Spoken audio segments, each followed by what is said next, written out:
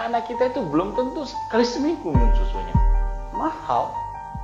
Nggak usah jauh-jauh kita bandingkan dengan anak-anak Eropa yang udah kayak minum air. Lebih baik beli beras dibanding beli susu.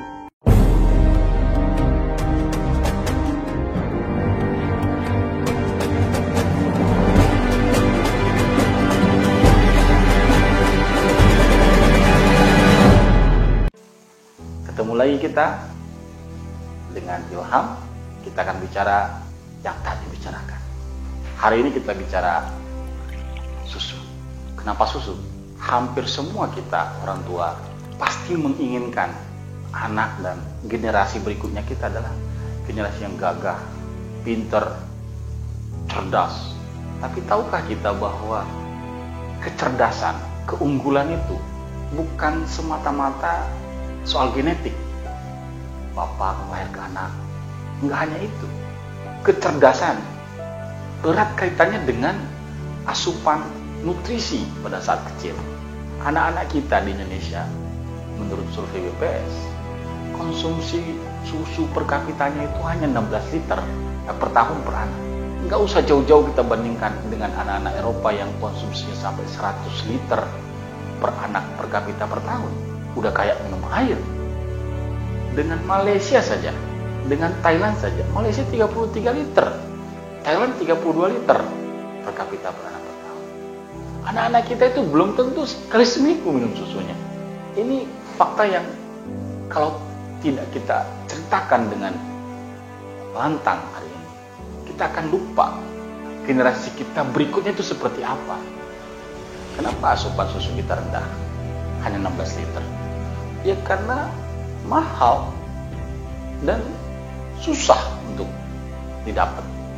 Bayangkan saja, dari 4,5 juta liter kebutuhan nasional kita, itu 80%-nya impor.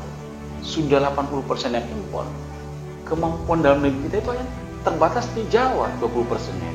Indukan sapi perah kita itu terbatas di beberapa tempat saja.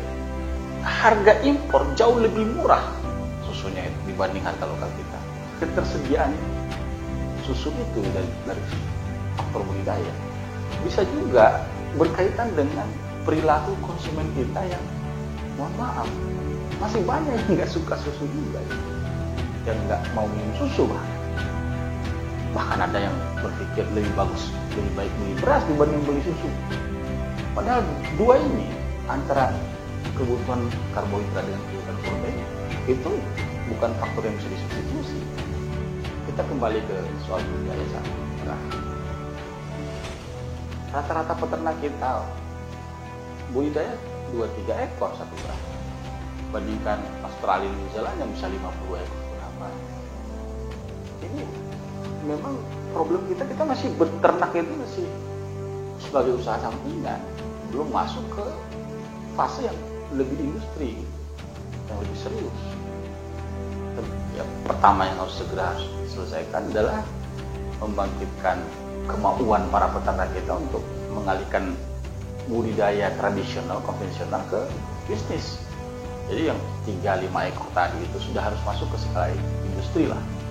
Karena 50 ekor sudah lebih efisien, sehingga intervensi teknologi, bibit segala macam sudah bisa masuk.